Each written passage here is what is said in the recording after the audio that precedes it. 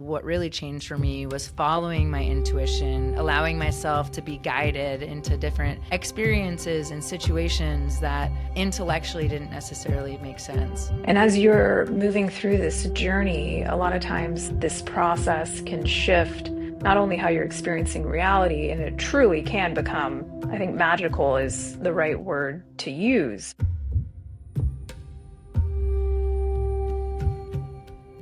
Welcome to SoulPod, where science meets mysticism and your inner wisdom leads the way. I'm your guide, Crystal Cassidy, and together we will bridge the seen and the unseen, science and spirituality, the practical and the profound.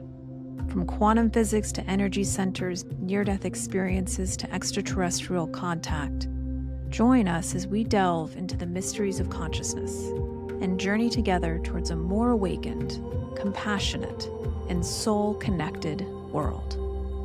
Find your seat, drop in, and let's go on a journey together.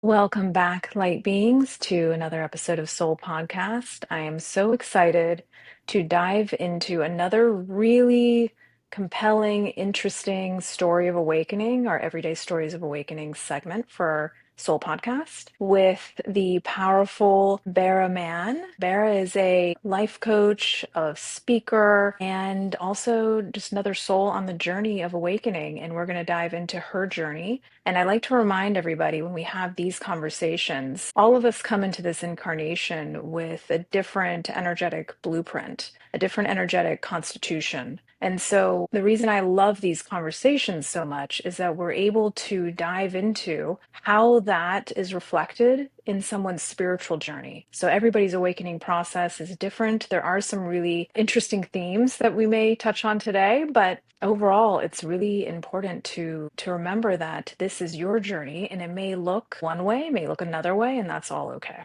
So welcome to the podcast, Bara. Thank you. Happy to be here. Yeah, so excited to dive in with you. And so maybe to start us off, I would love to talk about the initiation. Usually it's some sort of event or an experience. Sometimes it's spontaneous, sometimes you're consciously, intentionally moving towards it. I would love to hear about the initiation of your awakening and what that experience was like. For me, science was my gateway. Me too. Yeah, I love hearing you talk about that. I was not looking for a spiritual journey at all.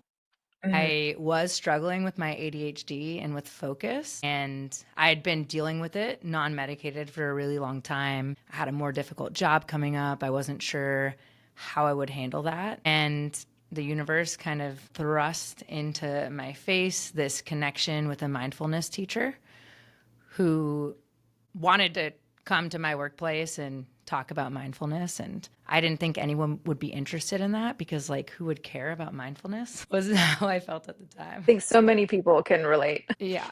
And I also was not talking about the universe back then, but I felt like I had this obligation put on me. And turns out other people did want to hear from this guy. So I got him in to give his talk and share his wisdom. And as he was preparing for that, and I was preparing, I looked through his slide deck and I saw all of these things about how mindfulness has been scientifically shown to improve people's focus. And I thought, wait a second, maybe there is something to this thing and maybe I should give it a try. Oh, that's so cool. So you could see that there was evidence and you knew that was something that you were aware of. I'm curious, how did the focus journey evolve from there? Did you start meditating right away and maybe start to get little breadcrumbs of like, oh, this is improving for me? Or was it kind of more of a zigzaggy journey from there? I started meditating pretty much right away. He convinced me to try it for 3 months and said,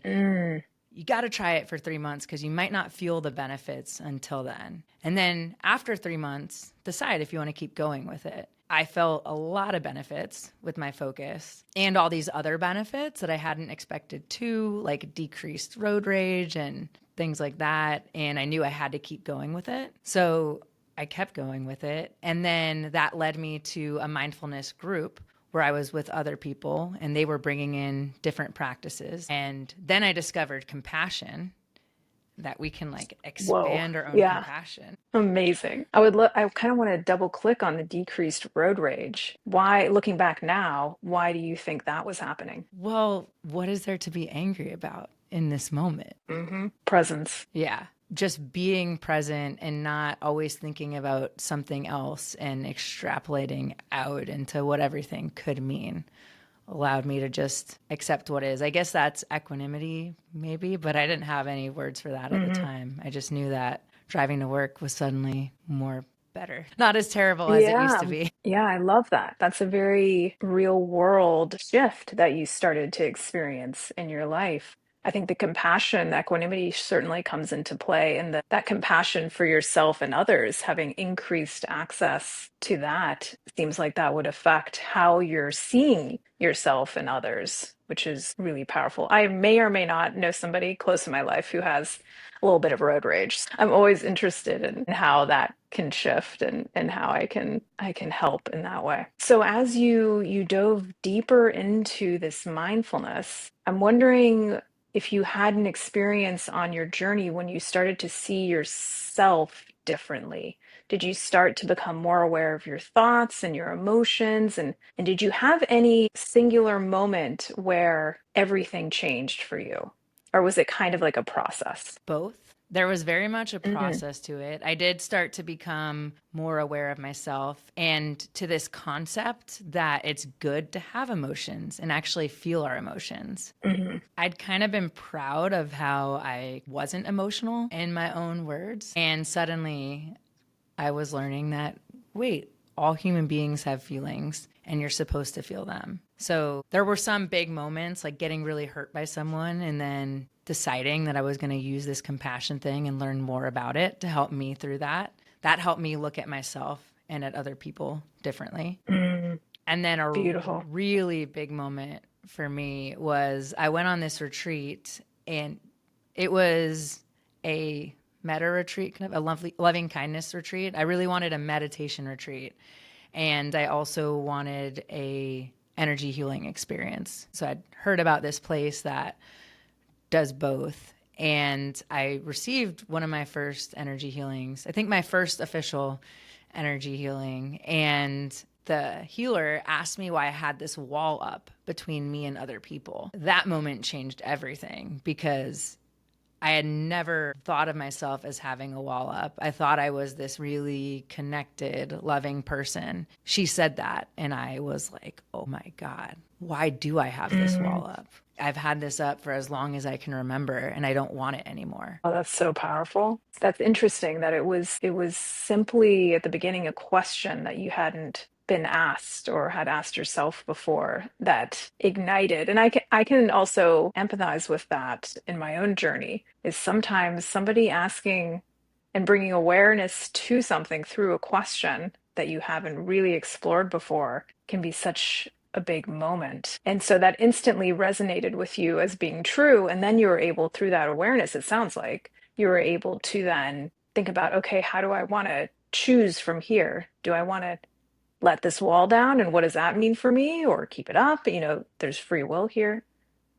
Yeah, that's really beautiful. And after that experience, how did it evolve for you from there? The allowance, like you mentioned, of emotions, it sounds like, and this is what I hear a lot on the spiritual journey, is true for myself as well, that at first emotions can really feel like this terrifying force, and we're trying to control them, or more often than not even aware of them. And then as you get into the spiritual journey, you start to realize, oh, it's okay to feel anger. It's okay to feel resentment. It's okay to feel grief and shame. And then once you can feel them, just by becoming aware of them, you can start to move them and you survive the feeling, right? So it's interesting that those two things were really coming up for you. And so from there, how did you stabilize? Sometimes it's like drinking from the fire hose on the awakening path. You have the initiation, opening up all these new insights and experiences, and it can be a lot at certain points. And you're drinking from the fire hose in a way.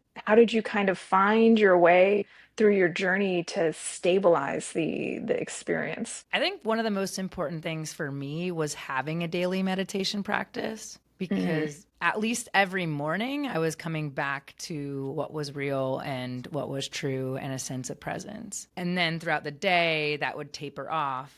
There were a lot of fire hose moments. Sometimes it kind of felt like I was like a tumbleweed just being tossed around in all these different directions. And when I feel like I really entered this spiritual journey process, I actually left my job without knowing what I would do next. And shortly after that, realized, oh, I'm on a spiritual journey. Like, that's my job right now, to figure out who I am and what I want, mm, and to dissolve this wall and make myself available for this level of connection that I really desire. And there were a lot of pretty scary moments on that journey of even questioning my own sanity. mm. Eventually, I found a great mentor and was led to someone who was a spiritual therapist. Now they call themselves a spiritual mentor usually. But having a person who is kind of a nice anchor for me, who I could meet with on a weekly basis and check in with and ask if I was going crazy or if I was okay. Mm-hmm. That was really huge for me. Yeah, the daily practice, some spiritual mentorship, some resources that you could rely on. I know for me, I had so many questions during that process, and still to this day, I end up with questions. And it's so nice to have community or spaces or mentorship or guides that you can go to. So that's really powerful. And I'm curious, this wall that, if you're open to sharing, this wall that you talk about, I mean, one element in whatever and however a wall is established around yourself, there's usually quite a bit of fear of vulnerability, of being seen in a certain way, but really it's bringing more of your highest self through into this dimension. So I'm curious if there's anything you'd like to share around how that wall came down and what that meant for you in your relationship to vulnerability. Yeah. One big thing that supported me with eventually bringing that wall down was understanding it a little bit better. During Mm. 2020, I moved in with my parents at the height of COVID. I just started a new job. And then my first day of work, they sent us all home to work from home. And this new job was in a Oh whole new wow, city. first day of work. Yeah. First day of work in California. I had been living in Houston, and I was sharing an Airbnb with someone and was really stressed out about the whole situation. And I think part of it was also just there was so much uncertainty in my life. Like, how am I going to Yeah. succeed at this new thing? And especially without being able to be in person with anyone who's teaching me how to do this job that I've never done before. So I wound up moving in with my parents, who lived just a couple hours away, for what I thought would be a couple weeks, but turned into a few months. And living with my dad was very triggering for me. Each night, I would go to walk up the stairs to the kitchen, and I would be braced for this fight with him before it would even happen. And Mm. it's actually really funny because in hindsight, my dad doesn't even know that we were fighting. It was like this complete personal experience that I was having. I was meditating a lot, and I was leaning into these different practices to deal with it. I was doing a lot of Tara Brach's meditations and joining her Mm. weekly Sangha and getting to connect around these different issues that I was experiencing. And one day I did one of her meditations. I think it may have been a rain meditation or something. And I was trying to understand this anger that I had for my dad. And you look underneath, and you look underneath, and you look underneath. And what I found was that I wasn't actually mad at my dad. What I was really experiencing was this fear that there would never be a place in the world that I truly belong. Yeah, I get chills on that. I got chills because I didn't realize that I even thought that I didn't belong. That's such a beautiful reflection and an outcome of building the awareness through meditation. When we're going through our life and we haven't created that space to really build the awareness, to build the witness, we're kind of on autopilot and don't realize that these programs, these beliefs are running our lives in so many ways. And it's such a powerful example, and thank you for sharing, of the moment when everything can change because your awareness has changed. And you're aware that this is a belief that you can now choose whether or not you want to continue believing. Yeah. It's huge. Huge, huge. And I would have loved for it to be the case that that realization was like just it. And then I was fixed and Mm, hmm. didn't have that issue anymore. But it dissolved the wall a little bit and it was still up. And then I think a lot of what really changed for me was following my intuition, allowing myself to be guided into different experiences and situations that intellectually didn't necessarily make sense. That led me to an energy healer who I went in for a session, was there for like 4 hours or something, walked out, and I was like, wow, this is a different world than I experienced before I went in here. That was the Hmm. biggest shift for me, and it happened very quickly. What was the knowing that you had in that experience that the world was now different than before when you went in for that session? What did you notice? What had changed? That's a great question that's hard to answer. I think for one thing, I Mm, just felt lighter and more open. hmm. Lighter, more open. Did you feel more connected to the world around you? Yes. Yeah. Mm, beautiful. And you also, I think, highlight something important on the spiritual journey that I want to highlight for those listening, which is that you can have these really powerful breakthroughs. And in some of them, many of them, at least in my experience, once that happens, you're never really the same. Doesn't mean you're like everything's, you use the word fixed, which is really interesting, but you also will never be the same, right? You've kind of peeked through or opened a portal into a possibility that now you can't unknow and you can't unsee it. So on some level, you're foundationally awakened or more conscious than you were before. But there's always another layer to the infinite onion of awakening. And we talked a little bit about this offline when we think about energy centers, and a lot of Soul Pods practices are based in themes around energy centers or different levels of consciousness. And a lot of times, and even for myself, something I thought was healed or something that I thought I had, wouldn't have a problem with ends up being something I have to come back to and really face and turn the light back on and become more aware of what's there and feel it. And that's an ongoing process. And that sounds like that was your experience as well. Yeah, absolutely. And actually, I want to tell a little story about that, not even from back when I was in that journey, Please. but it was wild because today I've been off SoulPod for a little while, but today I got into a new journey and I opened the app and I can't remember the name of the journey that it put me on. Maybe I'm sure you'll know it, but it was all about the sacral chakra, the solar plexus, sorry, gut stuff. Yeah. So maybe, Worthy journey. yeah, the worthy journey. Wait, is the worthy journey the sacral or the solar plexus? Solar plexus. Okay, yeah. So it's interesting to me that And they're connected. Yeah. okay, that's a new learning for me because I was really surprised by, well, I'm surprised now that I'm thinking through it and talking about it, that the gut would Mm. be so connected to the solar plexus. But I've been dealing with all of this gut stuff and I've been dealing with these like new insecurities that have been coming in recently. And it's wild to me because this is stuff that, I've worked on, now support other people through. It's something that I was very surprised that I needed to go back into and do this work, but I 100% do. And I realized that when I opened the app and it was bringing me into this journey. I don't know how you design this app so it knows exactly what you need, but it seems to always know exactly what you need. When I was on this spiritual journey in that height of that awakening, there was no soul pod. I had to figure it Mm. out and navigate it on my own. It would have been so amazing to have this resource and this guidance in this process. Yeah, I so appreciate that. And I felt the same way. That's really why we we built it, is because when I was awakening, I'm like, wait, how do I get support around this? And we really wanted SoulPod to be that structure for awakening. And that's what we hope, is that we can pair people with journeys that are most relevant for where they're currently at. And I also think there's like some universe dust thrown in there, and you end up in right where you need to be at the right time.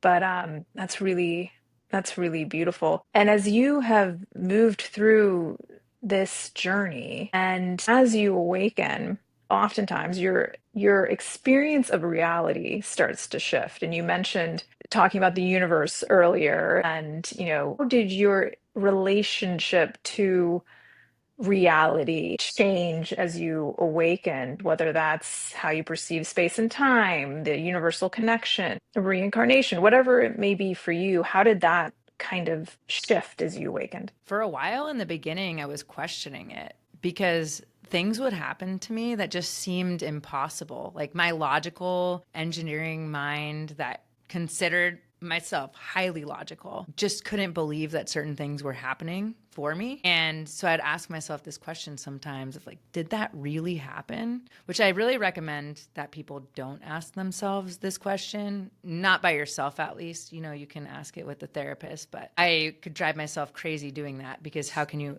prove that something happened? Mm-hmm.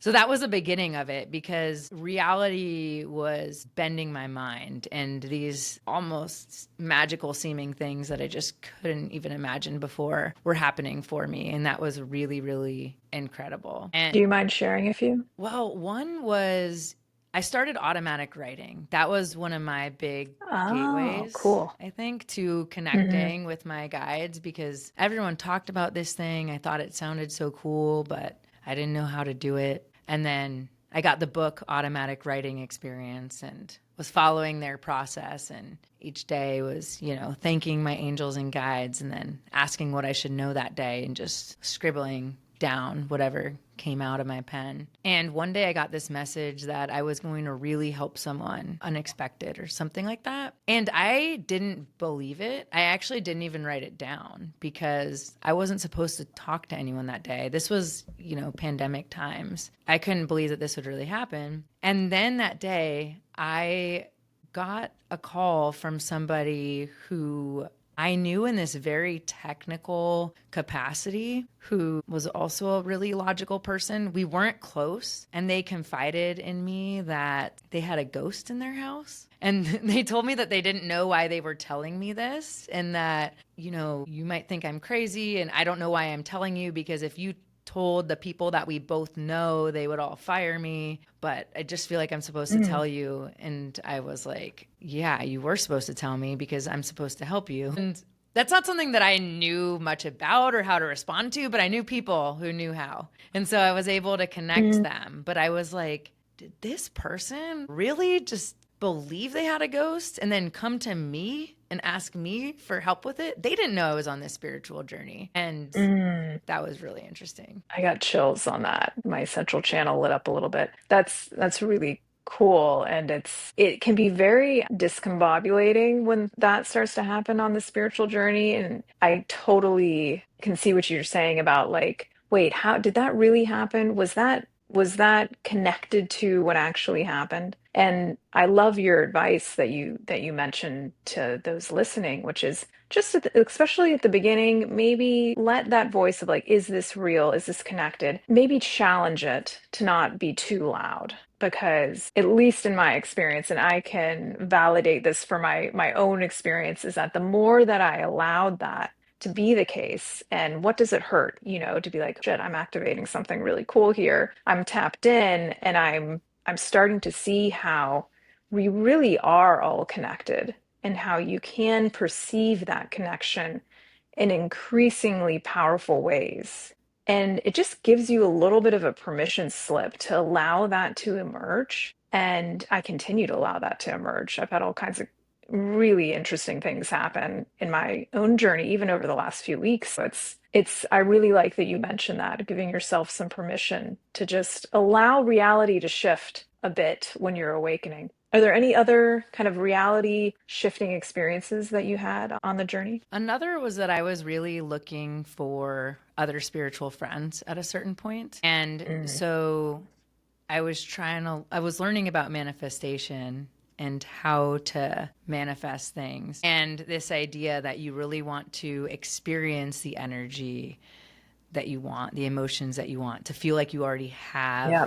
this thing, or at least what you want that thing to give you. And so I would go out to the ocean, which was right outside of my door at the time, and find this sense of spiritual connection with dolphins and birds and these things that weren't where most people would look for friends. I love that. Yeah, I had a couple really cool experiences with that where one day I asked the universe for these spiritual friends after thanking it for my existing spiritual friends that were these dolphins. And as I was doing this, these dolphins turned and just started coming straight toward me. And it was really amazing. I love dolphins, and it was just so cool, so synchronized the way that it happened. And then I turned around and went to walk back into my building. Someone was holding the door open for me. And then this person had this really cool logo on their shirt. And I said, "Hey, what's that logo? It's really cool." Or, "What's your shirt all about?" And they said that it was their business logo. They were a Reiki master. And I was like, "Oh, that's interesting, because I was just asking the universe for spiritual friends. Are you interested in being friends?" And they became a really good friend and also one of my greatest teachers and guides. I love that. That's so beautiful. And you're talking about the feeling it before you see it experience of consciously manifesting what you want to have more of in your life. And it happened in a really powerful way, tangible way. Yeah.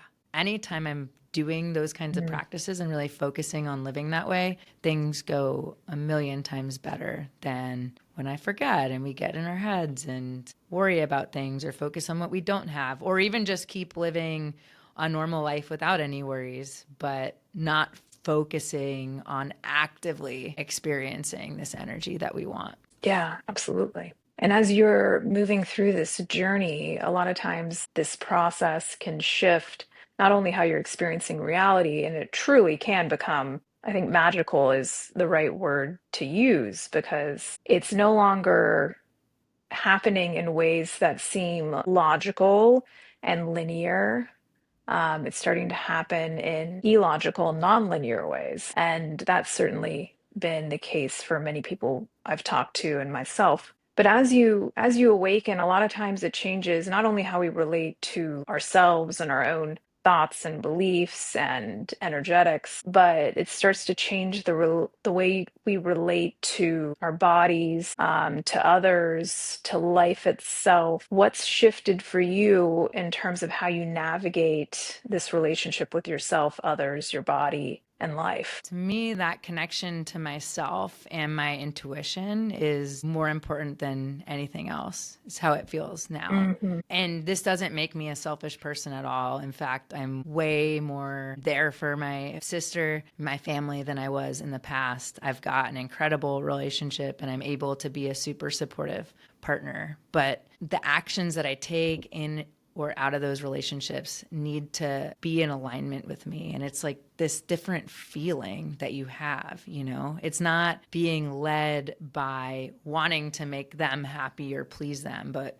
this true desire to be there for them and connect with them. I love that. That's so powerful. It sounds like you're coming from a place of inner alignment first, and then the relationship is springing from that place you've already found within yourself, this connection within, and that becomes primary. And I very much feel the same way. It's for me, that morning meditation practice is so critical, is because I can come back into alignment with that inner essence, my soul, my highest purpose, and then meet the world from that place. And so you mentioned, the idea of that being or could be perceived as selfish, I think is a nice thing to highlight here, because it's really not. It's really the biggest gift that you could give your relationships in the world is you and your alignment and you and that connection with your highest self. You're always going to show up in a way that feels good for you and is for the highest good of all.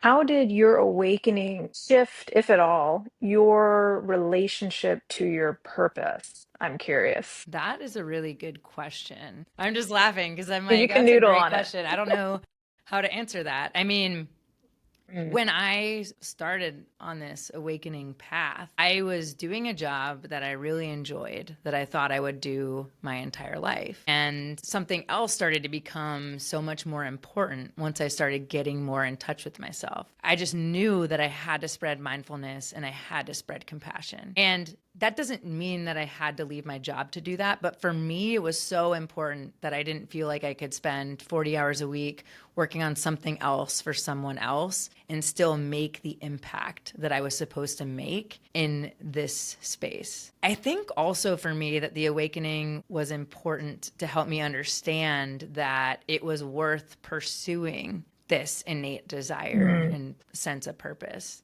that it wasn't selfish, it wasn't crazy. For me, learning about my human design was super helpful because I learned that as a manifesting generator, it makes sense that I'll have a lot So of am different I. interests. Nice. It makes sense, yeah, that you would have a lot of interest. And then when things start to feel not aligned, and I had the same experience. As you were talking, I was like, I've had a very similar experience. And now I know why. If you keep on trying to go in that direction where you're not aligned as a manifesting generator, it's very painful. And giving yourself that permission to go in a new direction, even though sometimes it might not look like they're connected directions, is when, as a manifesting generator, you can really unlock your superpowers. Yeah. Very cool. That's a lot easier to do if you're not tied to this particular sense of identity, which I think that's similar or the same as ego. Is that right? I don't use that word as much, but I hear you talk about it. Your sense of the roles that you've been playing, your sense of self, the expectations that you have built up around your sense of self, of this is who I am, this is who I'm not. This is what I do, this is what I don't do. And if that gets really rigid, whether you want to call it, I usually call it ego. It's not a bad thing. It's just how we've constructed our sense of self through our thoughts and beliefs about who it is that we are in this incarnation. But if that gets really rigid, to your point, it can become very difficult to make some of those intuitive shifts because your identity is wound up in a pretty tight box. And so that's why I think, at least for me on the spiritual journey, getting that awareness, that additional spaciousness allows the ego or the sense of self to get a little more malleable because you're going off you're having those experiences of who it is that you really are, which is pure awareness, oneness, pure consciousness, this extremely powerful presence. And so, me as a person that works in biotech becomes a little less set in stone, at least was my experience. And that's again why this work that you're doing and that so many others are doing is so powerful. Yeah, I think that the attachment to that identity can really hold you back a lot because if I stayed attached to this idea that I'm a very logical person, that I am this way and that way, then I wouldn't have even been able to open up to this idea that, wait, I could do something completely different and that's okay. And it's not me being a failure. It's not me being irresponsible. It's me being who I really am, even though who I really am turns out not to be who I thought I was. Ooh, yes, that really resonates. That's a powerful statement. Who I really am turns out to not be who it is that I have been, is certainly been my experience. And I want to double click on this too. You're making a connection here between the sense of self and possibility, which I think is so important. Because if your ego, your sense of self, of who it is that you think you are, is it's limiting and it's not giving you, again, that box is so tight, you don't have the room to really access these other possibilities that may be calling you. And this also brings me, I'm feeling the whisper here to mention intuition, because you can start to get these intuitive whispers from the universe, but they're really quiet and you really have to listen to them. And if you do listen to them, buckle up, because these possibilities are going to become more and more accessible in your journey. So I love that you mentioned that. It's very powerful, I think. Yeah, I think that one of the biggest struggles on my journey was learning to connect with my intuition, or at least learning to trust my intuition, because I think we're all connected to it. But knowing, is this my intuition? Is this someone trying to take advantage of me? Is this just someone else's idea?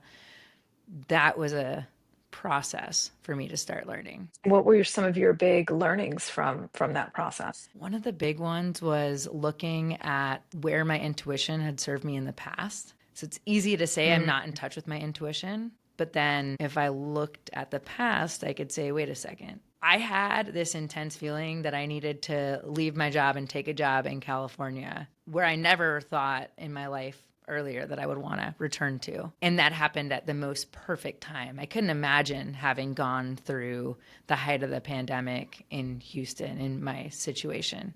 Instead, it led me to this incredible, amazing situation eventually. Another is you brought up the body earlier, and I think starting to trust our bodies more to guide us. One of my favorite practices was intuitive exercise, going for a jog or a bike ride or something, and just turning when I felt like turning without a plan or agenda was a really good practice for me in opening that up. And then when you have a good experience, saying like, good job, body. You're right on, intuition. Let's keep doing more of this. Yeah, I love that. Yeah, the testing and validating, even with your intuition, you can do that. You can choose to listen to that whisper, choose to trust your body. I've done that on walking meditations, taking me around San Francisco, and people often look at me like I'm a little bit out of my mind, and that's okay. But trusting where I end up in my own little journey in the meditation is always so interesting. And it's brought me to some of the most like powerful interactions with other like strangers that later become friends, and being at the right place at the right time. Like it's such a challenge to the analytical mind, and the Virgo in me for sure is like, I like a plan. I want to know where I end up. I want to make sure, I know what to expect, and letting that go a little bit. And I love that you point, this is a really good way to get more familiar with your intuition, is simply just try to listen to it. Set an intention to connect with it. We also have some beautiful practices in SoulPod along these lines. And then follow it, follow the whisper. And maybe you set a container for yourself of one day you're going to just kind of listen in meditation. You're going to listen to your intuition. You're going to listen to those whispers and follow them and see what happens. And that has certainly been the case for me with my intuition, is that the more I followed it, the more I was confirmed that it was in my highest good. And it gets more and more powerful and magical. And the more you trust it, the more it activates. So I love that. If you could give our listeners one bit of advice that you've activated in your spiritual journey so far, what would it be? I thought it would be something else earlier, but this conversation brings me to start practicing with your intuition. Start small, low stakes situations. I think Low intuitive stakes. Love dressing. that. Like, just let your body decide, or let your gut decide how you're going to dress that day, instead of thinking through it. By starting to think less and just act more, that's going to get us closer in touch with our intuition, and that's going to open up a lot of possibilities. Love that. Think less, act more from a place of alignment. Beautiful. And I have a few rapid fire questions, so we can dive into those. The first one is, what is one belief that you no longer believe? It's really hard to pick one belief. Okay, this is rapid fire, so I'm just supposed to respond with the first thing that comes to mind. I guess that Whatever, yeah. there's a right way to do things. Love that. What do you believe consciousness is? I think that it's a connection to that is. And what do you think source, God, oneness is? I think it's tapping into that connection to all that is. I guess I should say receiving that connection to all that is. Yes.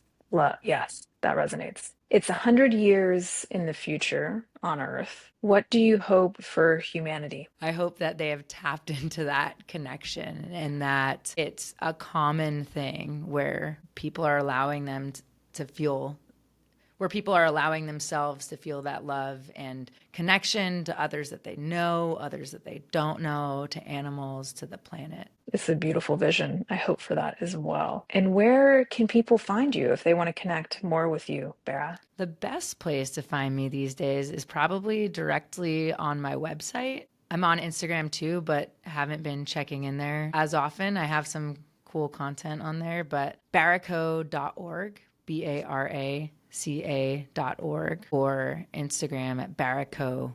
Bara would be the best places. Or Beautiful. And we'll include that.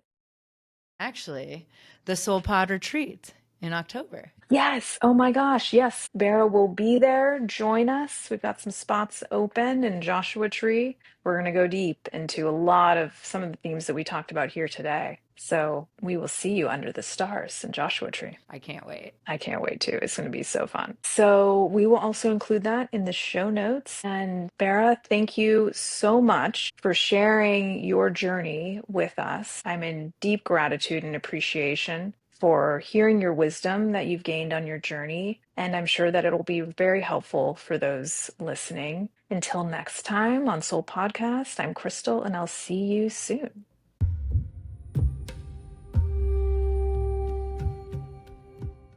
Thank you for journeying with us today, Light Being. We hope you enjoyed the episode. And before you go, we want to invite you to explore the SoulPod app, where you can immerse yourself in daily lessons, guided meditations, and breath work to develop a soul-nourishing daily ritual and tune back into your own inner guidance system. You can download SoulPod in the App Store or directly from the show notes to start your free trial today and awaken the ancient wisdom within you.